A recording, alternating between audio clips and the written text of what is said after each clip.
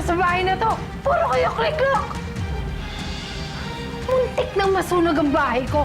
Dahil sa kapabayaan ninyo. Napaka-OA mo naman! Nasunog ba? Asan yung sunog? Hindi naman, di ba? Napaka-OA talaga ng Gen X, no? Ang dami mong issue. Tara na nga, ate. Ano? Sa kayo? Aray! Pasok kayo, ha? Hindi! Lumayas kayo sa bahay ko! Layas! Bayaran ko na kayo! Bayaran naman ako! Babalik ko! Bitaw! Balik ko! Wala kayong respeto! Asa ka sa respeto?